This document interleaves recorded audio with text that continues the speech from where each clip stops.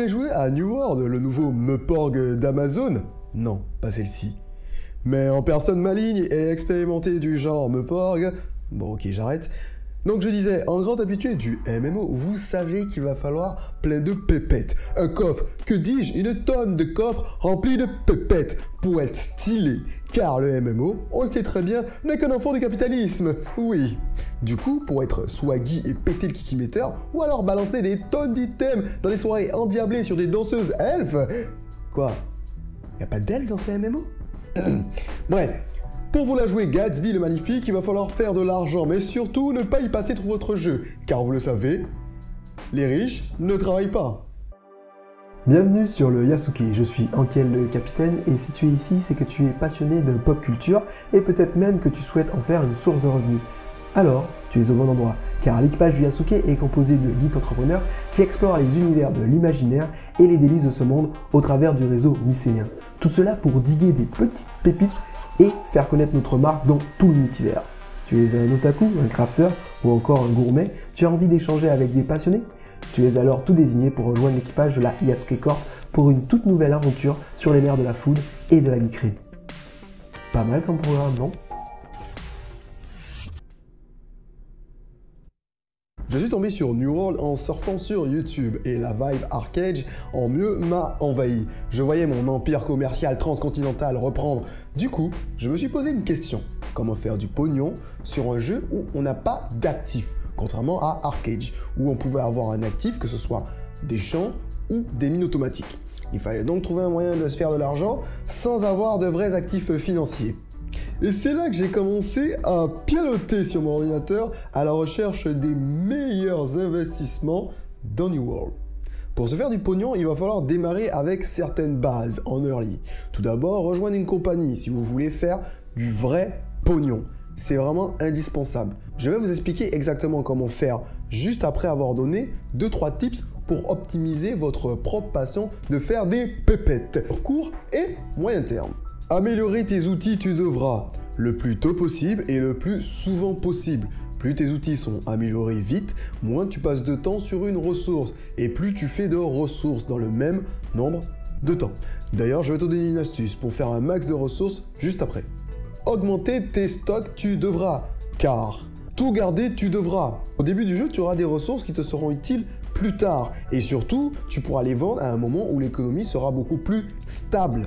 Le fait de les vendre les premiers jours dans une économie instable pourra soit te faire gagner beaucoup d'argent, soit perdre énormément d'argent. Donc surtout, garde tout. Car ne l'oublions pas, tu es là pour profiter des autres et pas l'inverse. Et enfin, 4, rejoindre une compagnie, tu devras. Et pas n'importe laquelle, une compagnie qui souhaite acheter une ville. Pourquoi, me diras-tu, jeune padawan? Eh bien, pour les taxes, bien sûr. Chaque compagnie ayant une ville aura des taxes sur les logements, l'artisanat, etc. Alors pour les maires, ce sera très facile. Il suffira tout simplement de dévier l'argent qui vient des taxes vers son compte personnel. Rien de plus simple. Néanmoins, nous n'aurons pas tous la chance d'être maire, évidemment. Donc du coup, nous allons devoir réfléchir à comment récupérer une partie de ces taxes. Et c'est très simple. Tout d'abord, il n'est pas important d'avoir les taxes en elles-mêmes, mais plutôt d'améliorer la ville. Et oui, les taxes servent principalement à améliorer les ateliers qui se trouvent dans la ville. T1, T2, T3, T4 et T5. Plus les ateliers sont hauts, plus vous pouvez faire des pépettes. C'est une source sûre. De plus, plus votre guilde a des pépettes, plus vite vous paieront à faire des stuffs de haut niveau. Donc, sur le moyen et long terme, c'est intéressant que votre guilde ait une ville pour récupérer des taxes et que vous récupérez indirectement ces taxes en vendant vos items à la guilde. Voilà, c'est aussi simple que ça. De plus, n'oublions pas que si vous avez une guilde pas trop débile, ils utiliseront une partie pour pouvoir créer des événements et ensuite vous pourrez récupérer encore plus de pépettes. Oui, n'oublions pas quand même le détail le plus important, acheter une ville. Tout d'abord, si la ville n'est pas achetée, il vous faudra 100 000 PO. Si vous êtes une centaine, ça peut se faire assez facilement en 48 heures. Ça dépend évidemment des fils d'entrée dans le jeu. Satané fil.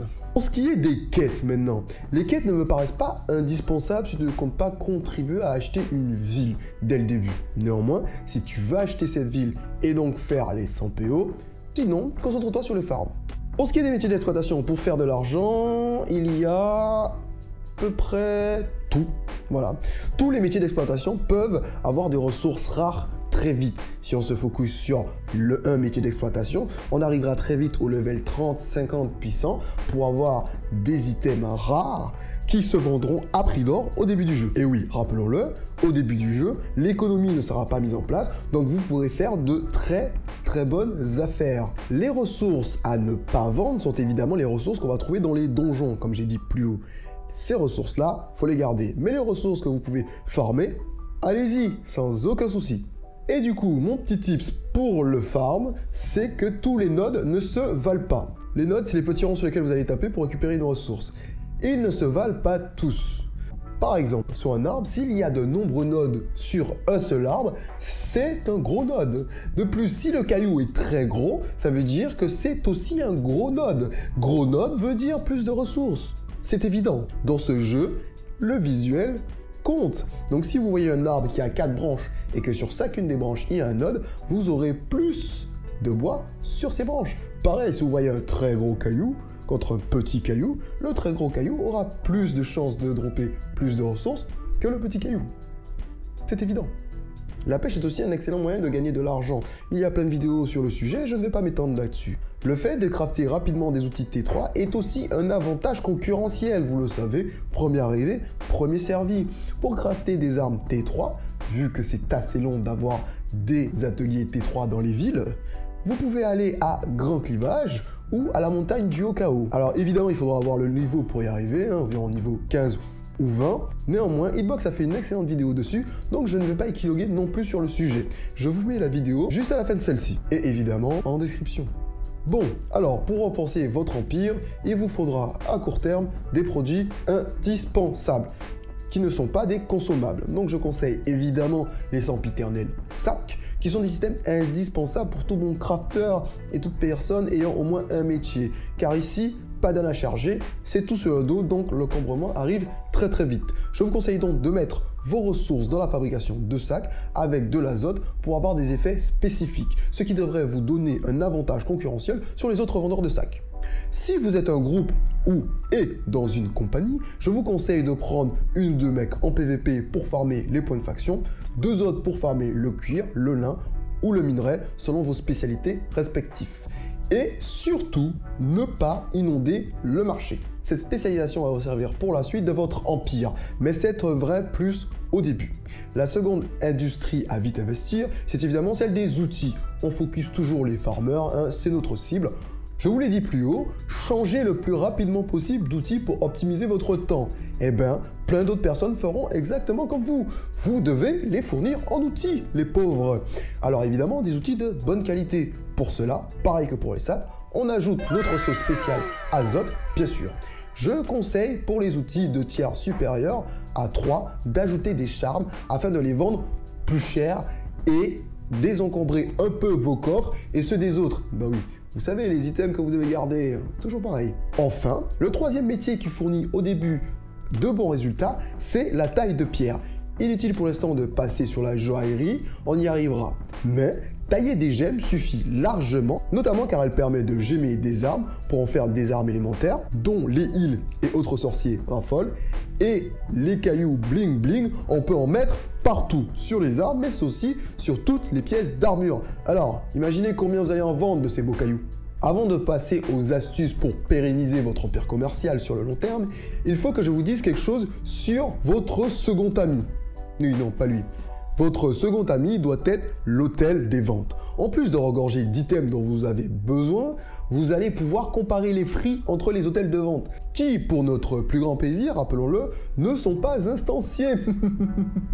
Vous allez pouvoir faire des voyages de ville en ville, tel un caravanier, pour vendre et acheter sans jamais rien produire. Et oui, c'est le 17e métier, vous l'aviez pas vu. Je conseille d'ailleurs, si votre serveur rassemble des pays sur plus ou moins le même créneau horaire, d'acheter tard le soir ou tôt le matin et de vendre en fin d'après-midi ou le soir, là où les prix peuvent littéralement flamber.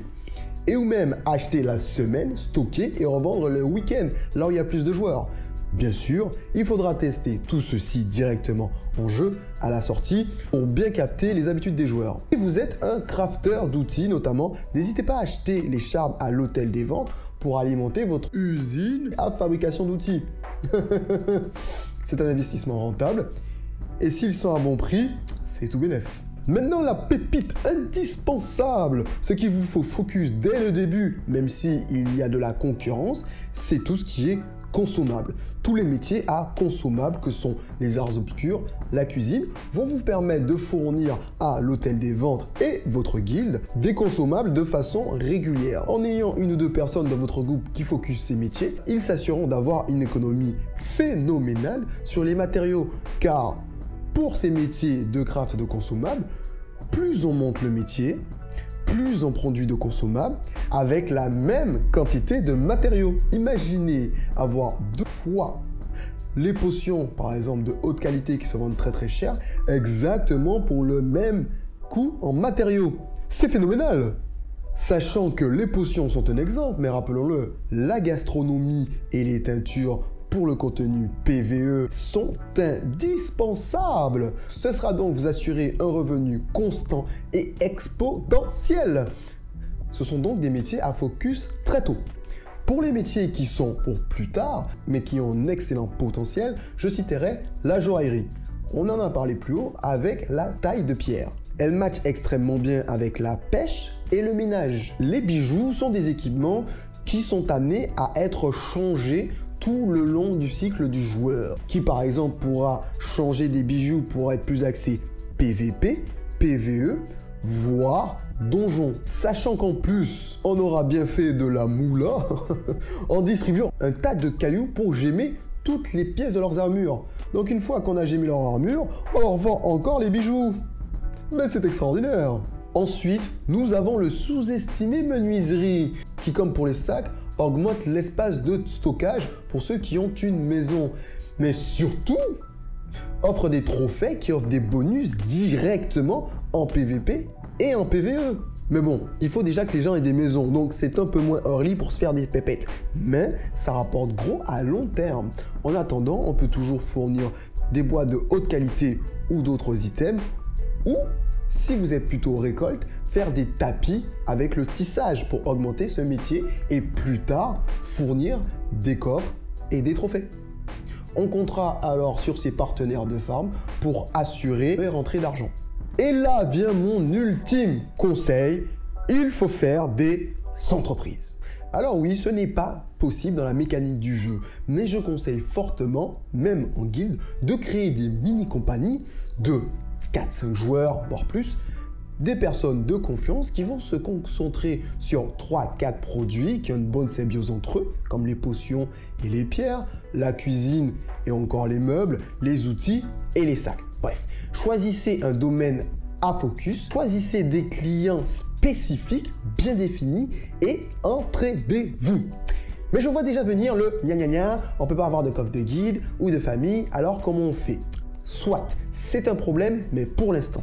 Néanmoins, si on parle du début du jeu, il faudra évidemment vous faire confiance, car il y a plusieurs solutions, mais tous basées sur une certaine confiance. Tout d'abord, on peut avoir une personne qui est le plus connectée, qui sert un petit peu de coffre de guilde. Surtout s'il y a possibilité d'avoir accès aux maisons des personnes quand elles ne sont pas là. Bon, si c'est comme ça, le problème peut être réglé assez facilement. Sinon, c'est assez simple. Vous organisez une transaction. Il vous achète la matière première, il crée le produit et vous définissez par exemple un prix de base pour la vente du produit.